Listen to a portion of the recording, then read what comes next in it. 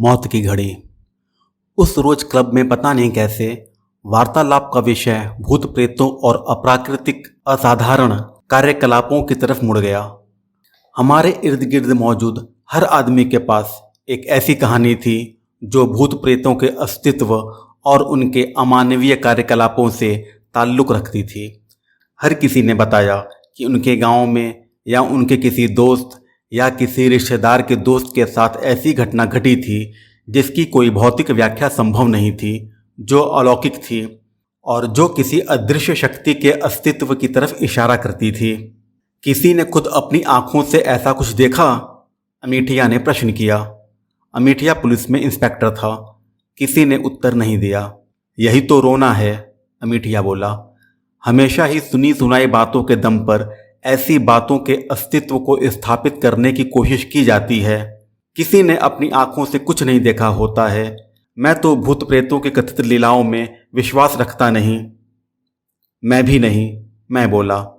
मेरे ख्याल से यहाँ एक भी ऐसा आदमी नहीं होगा, अमीठिया बोला, जिसने कभी कोई असाधारण अलौकिक कृत्य अपनी आंखों से देखा हो या ऐसी कोई बात उसने किसी ऐसे शख्स से सुनी हो जिस पर कि वह 100% भरोसा कर सकता हो। मेरे दाईं ओर प्रोफेसर वाजपेयी बैठा था। उसने खंखार कर गला साफ किया और बोला, पिछले साल गर्मियों में इसी प्रकार की एक घटना मेरी जानकारी में घटी थी जिसका मैं चश्मदीद गवाह था। कोई अलौकिक घटना? अमीठिया ने पूछा। या तो वह अलौकिक घटना थी या फिर वह ऐसा इत्तेफाक था जिसे कि साधारण स्थितियों में असंभव की ही संज्ञा दी जा सकती थी। क्या हुआ था? डॉक्टर गोस्वामी ने उत्सुक भाव से पूछा। मैंने एक आदमी को अपने रिश्तेदार की मौत की कामना करते देखा और सचमुच उसका रिश्तेदार मर गया। नॉनसेंस, अमीठिया मुंह बिगाड़ कर बोला। यानी कि? मैं बोला। उस आदमी ने कहा कि उसके रिश्तेदार की मौत आ जाए और उसे तुरंत मौत आ गई। जी हाँ, प्रोफेसर वाजपेयी बोला। कमाल है, डॉक्टर गोस्वामी मंत्रमुग्ध स्वर में बोला। किस्सा क्या है? उत्तर में प्रोफेसर वाजपेयी ने जो कहानी सुनाई वह इस प्रकार थी। पिछली गर्मियों में छुट्टियां बिताने के लिए मैं भोपाल के समीप एक गांव में था। वहां मेरा गायकवाड़ नाम का दोस्त रहता था जिसके यहाँ मैं ठहरा था। गायकवाड़ विधुर था और उस गांव में अकेला रहता था। वहां उसका पोल्ट्री फार्म था और उसकी कमाई से वह इत्मीनान की जिंदगी जी रहा था। गायकवाड़ का मकान जिस सड़क पर था वह उस सड़क का आखिरी मकान था और उस मकान के जो सबसे करीब इमारत थी वह कोई 100 गज दूर थी। वह पुराने जमाने की हवेलियों जैसी इमारत थी और उसका स्वामी उस इलाके में राजा साहब के नाम से जाना जाता था। राजा साहब एक लगभग 60 साल के बड़ी बड़ी मूछों वाले रोबदार व्यक्ति थे और उस इलाके के और आसपास के इलाकों में भी सबसे रईस आदमी माने जाते थे। मैंने राजा साहब को केवल एक बार देखा था। वे एक सामंती शाही प्रवृत्ति के बड़े फूफा वाले व्यक्ति थे। वे अपने आप को वक्त का बड़ा पाबंद बताते थे और इसके सबूत के तौर पर अपने पास हमेशा 2 घड़ियां रखते थे। एक कलाई घड़ी जो कभी उनकी कलाई से अलग नहीं होती थी और एक पॉकेट वॉच जो सोने की जंजीर के साथ लटकी उनके बंद गले की कोट की जेब में पड़ी रहती थी। मुझे गायकवाड़ उनके घर ले गया था, तभी उनके दर्शन करने का सौभाग्य प्राप्त हुआ था। मेरे सामने उन्होंने अपनी वॉच निकाली थी। उसमें समय देखा था। समय का मिलान अपनी कलाई घड़ी से किया था और फिर बड़े संतुष्टिपूर्ण ढंग से सर हिलाने लगे थे। उनकी पॉकेट वॉच बड़ी अनोखी थी। उसमें समय देखा जा सकता था और सुना भी जा सकता था। घड़ी में एक बटन दबाने पर टन टन की आवाज़ के साथ पहले घंटे बजने लगते थे और फिर एक विचित्र स्वर में टन टन होने लगती थी। दूसरी टन टन में 1 टन का मतलब 5 मिनट होता था। मैंने उनसे मजाक में भी पूछा था कि वे 2 घड़ियां क्यों रखते थे। उत्तर में राजा साहब बड़ी गंभीरता से बोले थे, टाइम इज़ मनी सर, वक्त दौलत होता है और दोनों ही मामलों में मुझे अपनी स्थिति का सही ज्ञान होना चाहिए। इसीलिए मैं अपनी घड़ियों को एकदम दुरुस्त रखता हूँ और खातों को चाक चौबंद। तभी वहाँ एक बिजली वाला पहुँचा। उसने पहली मंजिल की राहदरी में कोई बत्ती लगाने की बात की। जरूरत नहीं, राजा साहब बोले। वहां बत्ती की जरूरत मेरा भतीजा किशोर महसूस करता है। वही कहता था कि वहां बत्ती होनी चाहिए, लेकिन वह वापस शहर चला गया है। मुझे बत्ती की जरूरत नहीं। अंधेरा हो जाने के बाद मैं अपने बेडरूम में चला जाता हूँ और फिर अगले दिन ही वहां से निकलता हूँ। जब किशोर वापस आएगा तो देखा जाएगा। बिजली वाला चला गया। मुझे अनुभव हुआ कि राजा साहब बड़े कंजूस आदमी थे।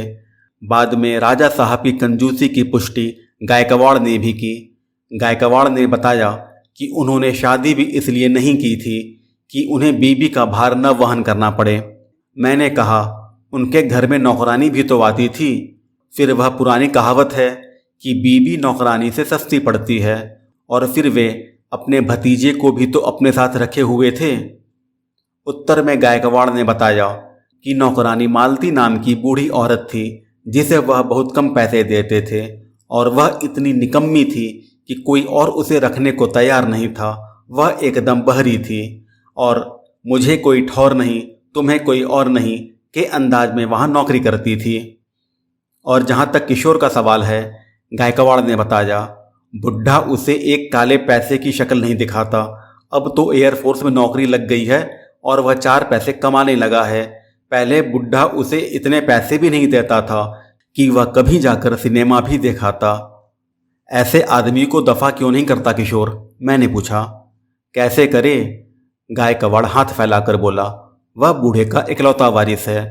बूढ़े की सारी दौलत अंत में उसे ही मिलनी है, इसलिए वह बूढ़े की सेवा करता रहता है और उसकी लीचड़पन की आदतें बर्दाश्त करता रहता है। कुछ दिन बाद मुझे किशोर से भी मिलने का अवसर मिला। वह कुछ दिन की छुट्टी पर गांव लौटा था।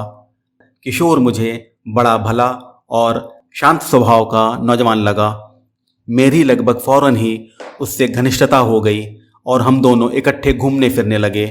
अक्सर हम मछली पकड़ने की खातिर घंटों नदी के किनारे बैठे रहते या जंगलों में टहलते रहते। किशोर के पास एक राइफल थी, जिससे वह फाख्ताओं और मुर्गाबियों का शिकार किया करता था। अपनी मछली पकड़ने वाली बंसी और राइफल वह हमेशा गायकवाड़ के घर पर रखता था। बूढ़े की निगाह में मछली पकड़ना नाकारे आदमी का काम था और इसकी वजह से वह किशोर की अच्छी खबर ले सकता था। और राइफलबाजी की मुखालफत में जो सबसे बड़ी बात बुढ़ा कह सकता था, वह यह कि कारतूस बड़े महंगे आते थे और उन्हें इस प्रकार उजाड़ना फिजूल खर्ची थी। एक शाम को जब हम गायकवाड़ के घर के बरामदे में बैठे बियर पी रहे थे, तो बातों बातों में राजा साहब का जिक्र आ गया। बुनियादी तौर पर मेरा चाचा भला आदमी है, किशोर ने बताया। दौलत का मोह उसे इसलिए है क्योंकि इससे उसे सत्ता और प्रभुत्व की अनुभूति होती है। उसकी कंजूसी मुझे परेशान नहीं करती, क्योंकि अपनी कंजूसी की वजह से वह जितना ज़्यादा धन बचाएगा उतना ही ज़्यादा मुझे विरासत में मिलेगा। मुझे परेशानी होती है उसकी सनक भरी आदतों से, उसका हर काम एक बंधे बंधाए नियम के अनुसार करने की जिद से, और उस नियमों का वह खुद ही गुलाम नहीं बना हुआ है, बल्कि वह हर किसी पर उन्हें लादने की कोशिश करता है। रात का खाना वह अंधेरा होने से पहले ही खा लेता है और फिर अंधेरा होने तक अखबार पढ़ता रहता है, और फिर वह अपनी कलाई घड़ी देखता है और यूं सर हिलाता है जैसे उसे विश्वास न हो रहा हो कि इतना वक्त हो चुका था। फिर वह अपनी पॉकेट वॉच निकालता है। उसके समय का मिलान कलाई घड़ी के समय से करता है, लेकिन वक्त के मामले में उसकी फिर भी तसल्ली नहीं होती। वह नीचे आता है और डाइनिंग हॉल की दीवार पर लगी बिजली से चलने वाली घड़ी में वक्त देखता है और फिर उस घड़ी के अनुसार अपनी दोनों घड़ियों में वक्त ठीक करता है।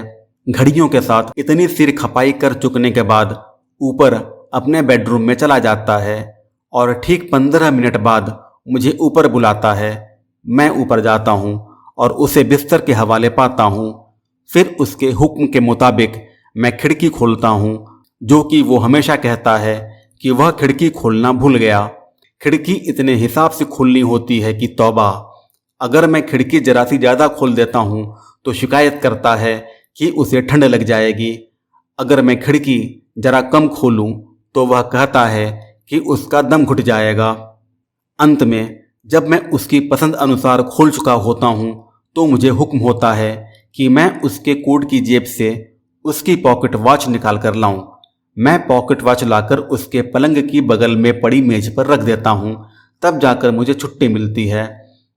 यह बुजुर्गवार की सालों की रूटीन है जिसमें एक बार भी कभी व्यवधान नहीं आया। जब मैं यहाँ नहीं होता तो वे पता नहीं क्या करते हैं, लेकिन मेरे लौटते ही ये तमाम हरकतें मशीन की तरह मुझे दोहरानी पड़ती हैं।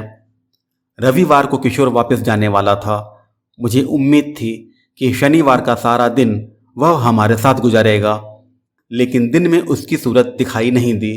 रात हो जाने के बाद वह आया। पूछे जाने पर उसने बड़े क्रोधित भाव से बताया कि उसका चाचा सारा दिन उटपटांग कामों के लिए इधर उधर भगाता रहा था। एक तो इतनी गर्मी, ऊपर से उसने मुझे कार तक नहीं ले जाने दी कि कहीं मैं अपनी तफरीह के लिए कहीं और न चल दूं और उनका फालतू पेट्रोल खर्च हो जाए। हमने किसी प्रकार उसका गुस्सा ठंडा किया, फिर बियर के दौर चले और वातावरण में हल्कापन आ गया। रात के 11 बजे तो किशोर उठ खड़ा हुआ, क्योंकि अगले दिन वह जा रहा था। इसलिए उसने अपनी मछली पकड़ने वाली बंसी और राइफल भी ले ली। मुझे लगा कि किशोर एकाएक भावुक हो उठा था और उसका वहां से जाने का दिल नहीं कर रहा था। चलो, हम तुम्हें तुम्हारे घर तक छोड़ आएं, एकाएक गायकवाड़ बोला।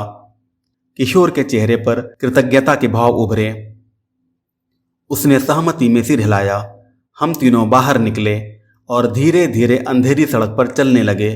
किशोर के अपने एक कंधे पर राइफल रखी हुई थी और दूसरे पर मछली पकड़ने वाली बंसी। मैंने उससे कहा, राइफल मैं पकड़ लेता हूँ, लेकिन उसने इनकार कर दिया और बदले में मुझे मछली पकड़ने वाली बंसी थमा दी। हम चुपचाप चलते हुए उसके चाचा की हवेली के दरवाजे पर पहुंच गए। एकाएक किशोर ने अनुभव किया कि शायद मैं राइफल न थमाई जाने की वजह से बुरा मान गया था। वह खेदपूर्ण स्वर में बोला, वाजपेयी साहब, दरअसल मुझे इस राइफल से बहुत मोहब्बत है, इसलिए। नेवर माइंड, मैं बोला, क्या फ़र्क पड़ता है, वैसे भी फौजी हो, राइफल तुम्हें ही शोभा देती है। वह मुस्कुराया और उसने यूं प्यार से राइफल का कुंदा थपथपाया जैसे वह उसकी औलाद का दर्जा रखती हो। फिर उसने कुंदे को अपने कंधे से टिकाया और उसे फायर करने की पोजीशन में ले आया। गोली मत दाग देना, गायकवाड़ हंसता हुआ बोला। गोली की आवाज़ सुनकर तुम्हारा चाचा नींद से जाग जाएगा। जहन्नुम में जाए चाचा, किशोर भन्नाए स्वर में बोला, और इससे पहले कि हम उसे रोक पाते उसने राइफल का घोड़ा खींच दिया। आधी रात के सन्नाटे में गोली चलने की आवाज़ घन गर्जन की तरह गूंजी। मैं और गायकवाड़ स्तब्ध खड़े रह गए। हम प्रतीक्षा कर रहे थे कि अभी भड़ाक सी खिड़की खुलेगी और फिर हमें जवाब तलब करती हुई राजा साहब की क्रोधित आवाज़ सुनाई देगी। हम तीनों सकपकाकर बच्चों की तरह दीवार के साए में दुबक गए। हम कितनी ही देर स्तब्ध खड़े प्रतीक्षा करते रहे, लेकिन जब कुछ भी न हुआ तो हम ओट से निकल आए। अब जाओ सो किशोर, गायकवाड़ बोला। लगता है तुम्हें बिगैर चढ़ गई है। शायद, किशोर धीरे से बोला। उसने आगे बढ़कर हवेली का फाटक खोला। फिर भीतर दाखिल होने से पहले वह ठिठका, हमारी तरफ घूमा और फुसफुसाता हुआ बोला, जरा 1 मिनट जानना नहीं, मेरे पास दरवाजे की चाबी नहीं है और पता नहीं मेरा चाचा गुस्से में दरवाज़ा खोलेगा या नहीं। हमने सहमति में सिर हिलाया। वह फाटक के भीतर दाखिल हुआ और राहदरी पर आगे बढ़ा। हम उसे हवेली के मुख्य द्वार की ओर बढ़ते देखते रहे। दरवाजे तक पहुंचने से पहले ही एकाएक किशोर ठिठक कर खड़ा हो गया। उसने फिर एकदम आगे बढ़ाया, हिचका, रुका, फिर एकाएक घूमा और लंबे डग भरता हुआ हमारे पास पहुंच गया। गायकवाड़, वह फुसफुसाता हुआ बोला, क्या आज की रात तुम मुझे अपने यहाँ रख सकते हो? हाँ हाँ, क्यों नहीं, गायकवाड़ बोला। क्या दरवाज़ा बंद था? उसने तुरंत उत्तर नहीं दिया। हम तीनों गायकवाड़ के घर की तरफ चलने लगे। आधे रास्ते में वह बोला, मुझे नहीं मालूम कि दरवाज़ा खुला था या बंद था। मैं दरवाजे तक पहुंचा ही नहीं था। मैंने नोट किया था, मैं बोला। फिर चुप्पी छा गई। गायकवाड़ के घर के बरामदे में पहुंच गए।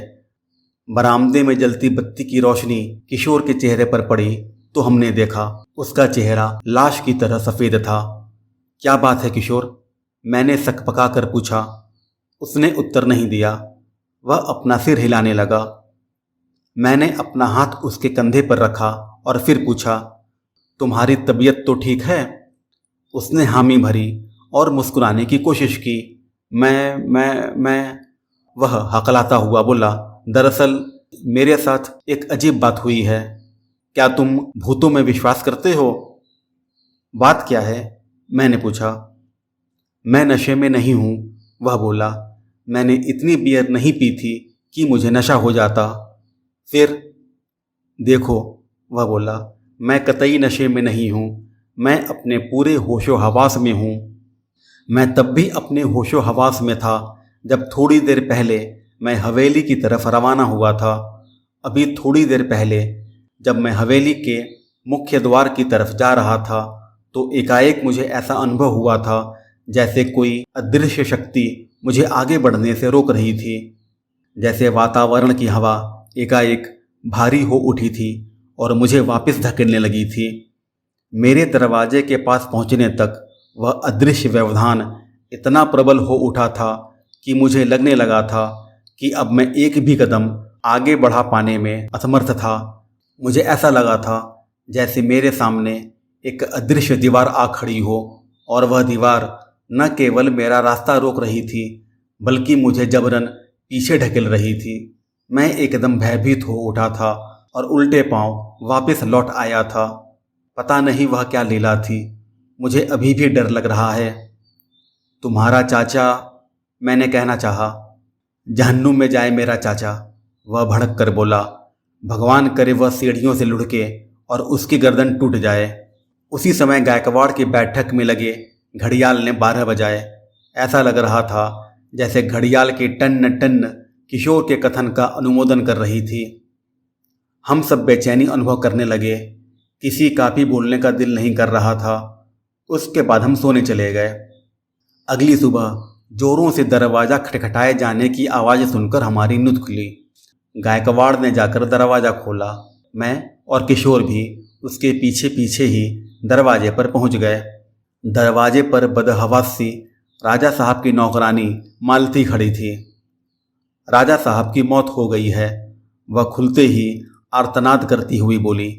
हवेली में दुर्घटना हो गई है। वह बहरी थी, इसलिए उससे कुछ पूछने की कोशिश करना बेकार था। हम दौड़े दौड़े हवेली में पहुंचे। हवेली का मुख्य द्वार खुला था।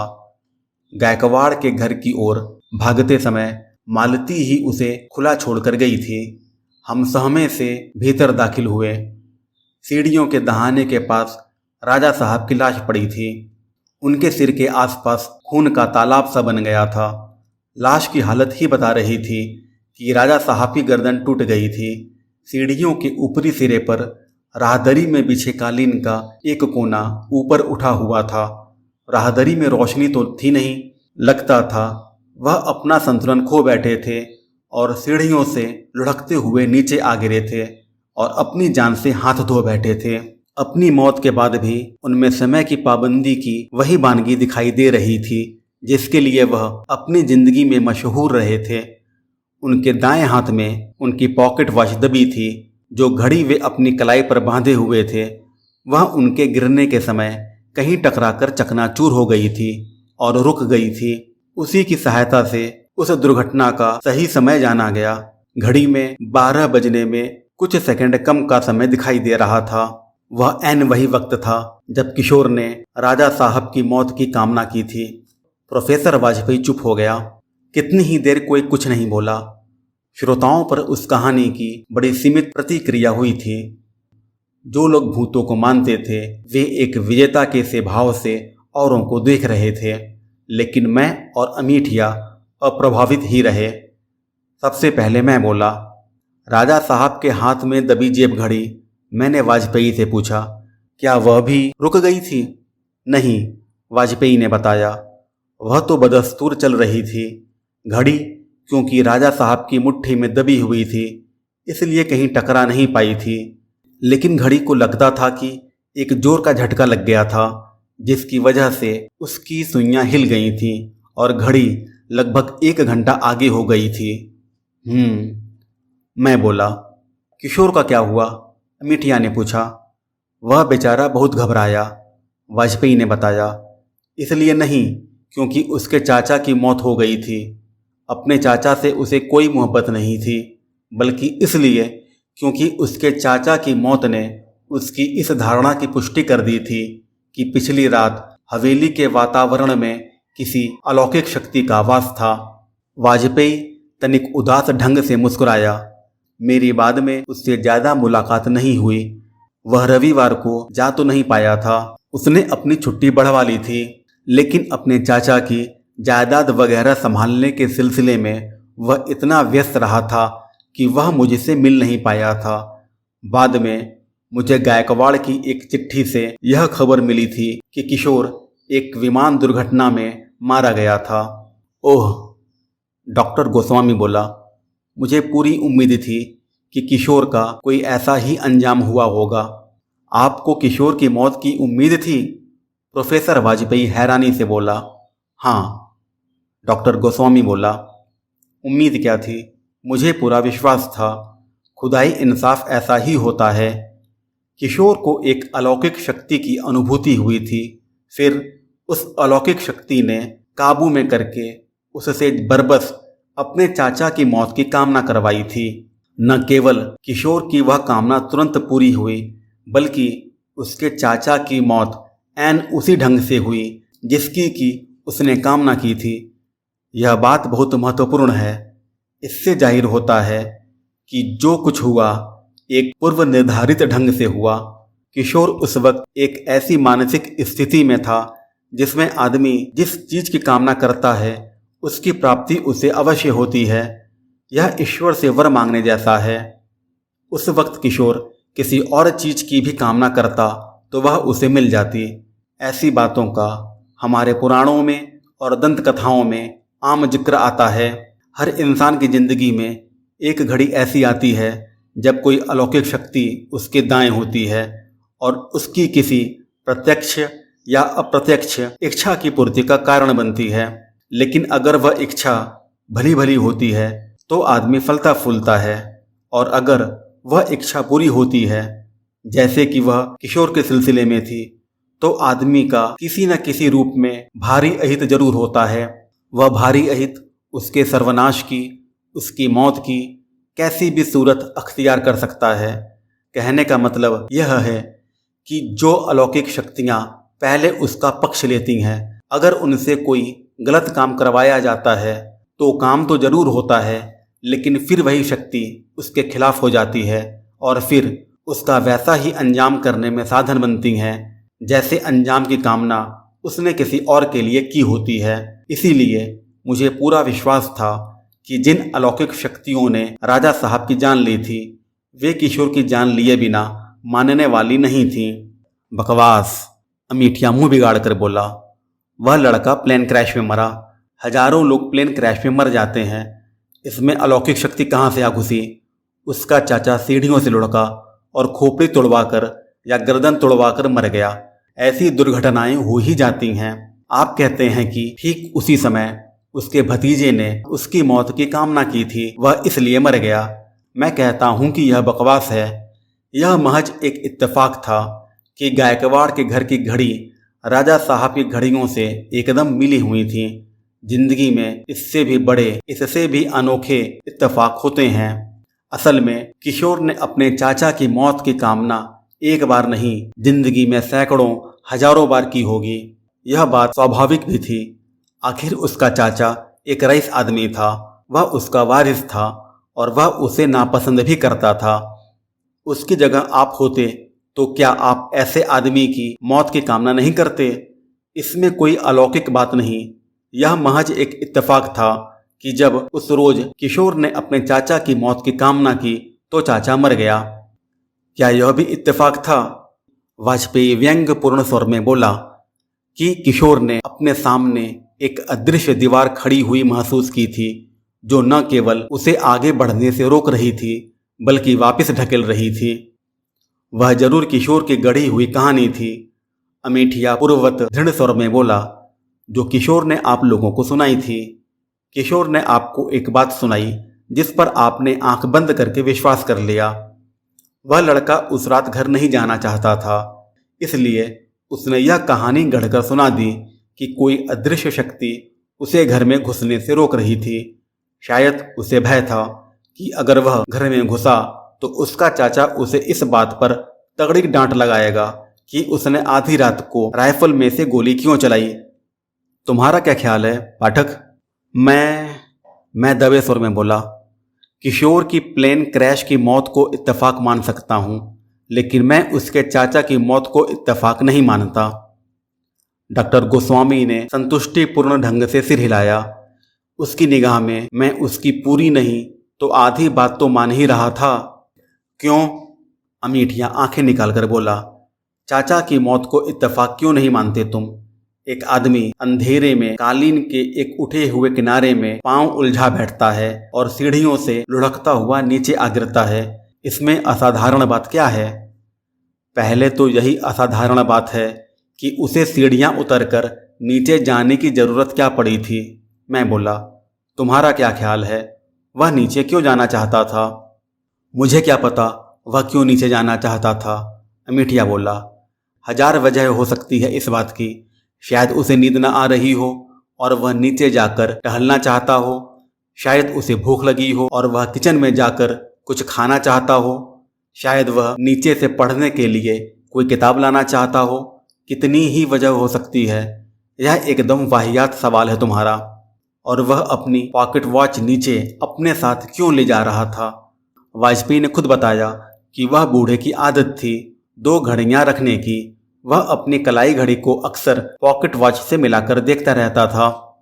देखो, मैं गंभीरता से बोला, जब कोई आदमी 2 घड़ियां रखता है तो वह एक घड़ी में वक्त देखने के बाद दूसरी घड़ी पर निगाह जरूर डालता है। बिल्कुल वैसे ही जैसे आप रेडियो स्टेशन या रेलवे स्टेशन या किसी घंटा घर के पास से गुजरते हैं तो आप अनजाने में ही अपनी कलाई घड़ी के टाइम का मिलान वहां लगी घड़ी से करने लगते हैं, चाहे आपने केवल 1 मिनट पहले ही रेडियो या टेलीविजन से घड़ी मिलाई हो। लेकिन किशोर के चाचा की कलाई पर घड़ी बंधी होने के बावजूद उसका पॉकेट वॉच को भी अपने साथ नीचे ले जाने का मतलब कुछ और ही था, और वह एक ही मतलब हो सकता है। क्या वह नीचे डाइनिंग हॉल की दीवार पर लगी बिजली की घड़ी में वक्त देखना चाहता था? क्या वह नीचे डाइनिंग हॉल की दीवार पर लगी बिजली की घड़ी में वक्त देखना चाहता था? क्यों? अमेठिया चिल्लाकर बोला, क्यों? 2 घड़ियां तो उसके पास पहले से ही थी। फिर नीचे डाइनिंग हॉल में जाकर टाइम देखने का मतलब? क्योंकि वे 2 घड़ियां उस वक्त राजा साहब को सही टाइम बताने में असमर्थ थीं। क्यों असमर्थ थीं? क्योंकि दोनों भिन्न भिन्न टाइम दिखा रही थीं। अमेठिया उलझन पूर्ण नेत्रों से मेरा मुंह देखने लगा। प्रत्यक्ष था कि उसकी समझ में कुछ नहीं आ रहा था। अब यह बकवास मत करना, वह बोला, कि जो अलौकिक शक्ति किशोर को हवेली के दरवाजे से वापस धकेल रही थी उसने घड़ियों के वक्त भी तब्दील कर दिए थे। ऐसा नहीं कहूँगा। जरा समझने की कोशिश करो कि असल में क्या हुआ होगा। आप आधी रात को एकाएक नींद में जागते हैं तो सबसे पहले कौन सा काम करते हैं? सबसे पहले आप प्रथम उपलब्ध घड़ी देखकर जानना चाहते हैं कि वक्त क्या हुआ था। यह एक स्वाभाविक क्रिया है, हर कोई यही करता है। राजा साहब ने भी किया। आधी रात को उनकी नींद खुली। उन्होंने अपनी कलाई पर बंधी घड़ी पर निगाह डाली तो देखा कि मान लो 11:15 बजे थे।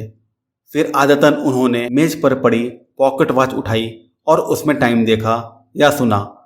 वह घड़ी 1:15 बजा रही थी। ऐसा कैसे हुआ? अभी कुछ ही घंटे पहले तो उन्होंने दोनों घड़ियों को नीचे डाइनिंग हॉल में लगी बिजली की घड़ी से मिलाया था। फिर भी एक घड़ी दूसरी घड़ी से लगभग 1 घंटा आगे थी।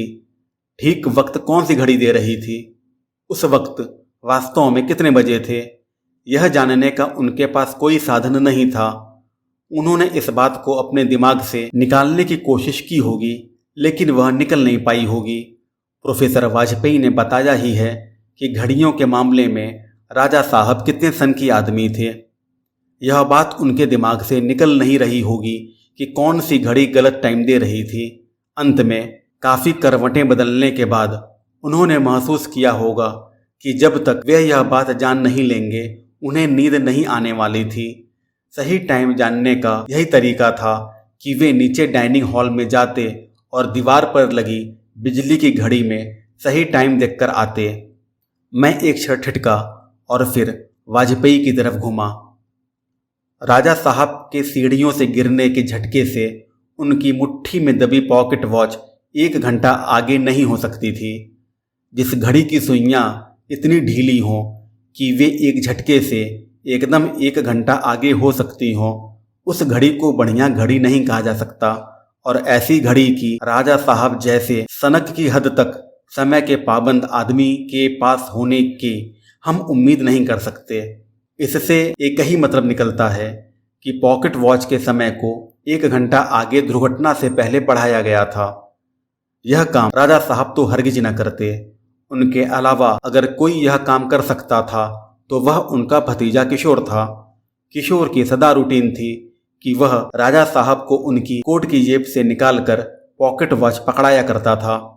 किशोर ने ऐसा क्यों किया? अमिठिया ने पूछा। ऐसा गलती से हो गया था या उसने जानबूझकर राजा साहब को तंग करने के लिए ऐसा किया? उसने राजा साहब को तंग करने के लिए नहीं। मैं एक क्षण ठिठका और फिर बड़े नाटकी अंदाजे से बोला, बल्कि उनका कत्ल करने के लिए किया था। सब लोग हक्के बक्के से मेरा मुंह देखने लगे। इस बारे में संदेह की कोई गुंजाइश नहीं कि राजा साहब की हत्या हुई थी। मैं स्थिति का आनंद लेता हुआ बोला। उस किशोर ने अपने चाचा की पॉकेट वॉच को 1 घंटा आगे कर दिया और उन्हें सोने की तैयारी करता छोड़कर उनके बेडरूम से विदा हो गया। बाहर राहदरी में बिछे गलीचे का कोना उसने सीढ़ियों के सामने जानबूझकर इस प्रकार उठा दिया कि अगर अंधेरे में कोई सीढ़ियों की तरफ बढ़े तो उसका पांव उस उठे हुए कोने से उलझे बिना न रह सके। लेकिन अमिठिया उलझनपूर्ण स्वर में बोला, किशोर को यह कैसे मालूम था कि आधी रात को राजा साहब की नींद जरूर खुलेगी? उसने इसीलिए तो ऐन राजा साहब की खिड़की के नीचे खड़े होकर राइफल चलाई थी ताकि गोली चलने की आवाज़ सुनकर राजा साहब की नींद खुल जाए। अमिठिया चुप हो गया।